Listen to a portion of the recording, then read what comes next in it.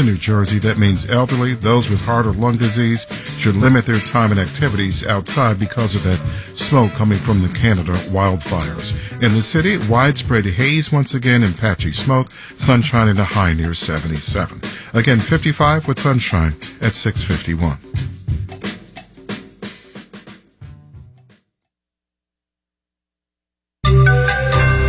If artificial intelligence runs amok and causes human extinction, don't say tech experts didn't warn us. Marketplace Morning Report is supported by Grammarly, offering Grammarly Business to help companies large and small communicate better and move faster with enterprise-grade generative artificial intelligence. Learn more at Grammarly.com/business. I'm David Brancaccio in Los Angeles. A new statement signed by some of the people pioneering advanced artificial intelligence technologies says we need to take seriously the possibility AI someday kills off the human race. We need to consider this, we as in governments, companies, individuals, society. The statement, one sentence long, is published by the Center for AI Safety, which describes itself as a research and advocacy nonprofit.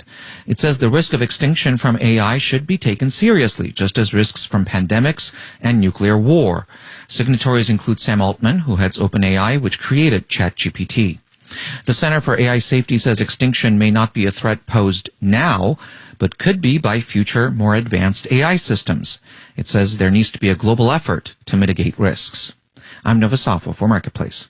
A federal appeals court has approved a settlement of legal claims against Purdue Pharma, maker of the painkiller OxyContin. It also shields the Sackler family, which owns Purdue, from more civil suits. Under the settlement, the Sackler family would no longer own Purdue Pharma. A new company would be created. Its profits would go toward preventing and treating opioid addiction. Victims of the opioid crisis or their survivors would also receive payments from a fund set up by the Sacklers. In return, the Sackler family would be shielded from any more lawsuits over opioids, even though they never filed for bankruptcy. Purdue Pharma issued a statement saying the ruling is a victory for Purdue's creditors, and the settlement is the best way to resolve the litigation. I'm Nancy Marshall-Genzer for Marketplace. After the S&P closed flat yesterday, neither up nor down, Dow, S&P, and NASDAQ futures now are all down in the 2 to 0.3% range. Marketplace Morning Report is supported by Amazon Business. From small business to big enterprise and everything in between, Amazon Business helps simplify the supplies buying process. Amazon Business, your partner for smart business buying. And by UiPath, providing organizations the UiPath AI-powered business automation platform. More at uipath.com/marketplace. UiPath, the foundation of innovation. The bipartisan deal to raise the federal government's limit on new debt has passed its first test in Congress. The House Rules Committee voted to send the legislation on to wider debate in the House today. This deal, if approved, would avert a U.S. government default with potentially catastrophic consequences. Now, among other things, the deal holds spending flat on what are labeled discretionary programs. This week here, we're looking at a pressing social issue that advocates say requires a lot more money. Homelessness today moves to outlaw living or sleeping in unapproved locations. Ann Oliva is CEO of the nonpartisan National Alliance to End Homelessness. Thank you for joining us. Thank you so much for having me.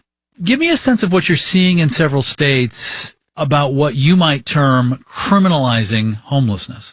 So what we're seeing across the country is a rise in the number of people who are living unsheltered. And part of the reaction to this increase in visible homelessness has been a move by sometimes state legislatures or local city councils or mayors to pass ordinances or pass state laws that make it harder for people to simply exist outside, even if they don't have a place to call home.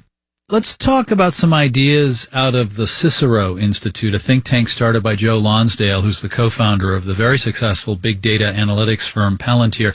The Cicero Institute released a blueprint for how states can push laws to what it sees as reduce homelessness. It's not how you would prefer to go about doing things? It is definitely not how we would prefer or really advise communities to address the issues of homelessness. And primarily because it, again, sort of dehumanizes people who are experiencing homelessness in really damaging ways, both to them and to the system. So we are really quite opposed to the way that the Cicero Institute and others who are like them are pushing forward on encampments that are really what they're saying is that we should be rounding people up and putting them into what I would call internment camps. Yeah, I mean, the Cicero Institute describes it this way. States should direct funds away from expensive and ineffective Housing First programs toward short-term shelter and sanctioned police encampments, which you read in this other way. Oh, I think I'm reading it exactly how they intend it. When we talk about, again, criminalizing people and dehumanizing people, and we say, you know, other citizens, housed folks who are in the community shouldn't have to see that, I think that that's a statement about how worthy we think folks are of resources and attention. And I think that those kinds of camps that they are suggesting, we know it doesn't work. We know it doesn't solve homelessness. What we know solves homelessness, that what the evidence tells us solves homelessness, is housing and services. But homeless people are still suffering, and people in places where homelessness is festering would be forgiven for wanting there to be some new thinking about doing something. I mean, affordable housing requires the long view.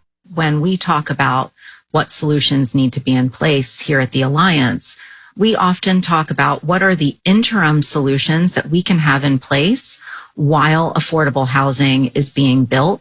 So, for example, during the pandemic, a lot of communities stood up what we call non-congregate shelter in hotels.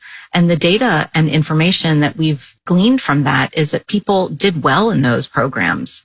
So there is new thinking about how interim solutions can work while we are building the affordable housing system that we want and need. And we also have to push Congress to make sure that we're getting the investments that we need in both the affordable housing side and on the services side. Ann Oliva, CEO of the National Alliance to End Homelessness. Thank you very much. Thank you so much, David. We contacted the Cicero Institute for a comment. In a statement, the organization said decades of the same failed homelessness policies have resulted in an explosion of unsheltered homeless in our cities and an explosion of dollars being thrown at the problem with no accountability. Cicero's policies, quote, help the vulnerable homeless to get the shelter and treatment they need. Now, the full text of the statement is at marketplace.org, where all of our Finding Your Place pieces are accumulating. In Los Angeles, I'm David Brancaccio. It's the Marketplace Morning Report. From APM, American Public Media.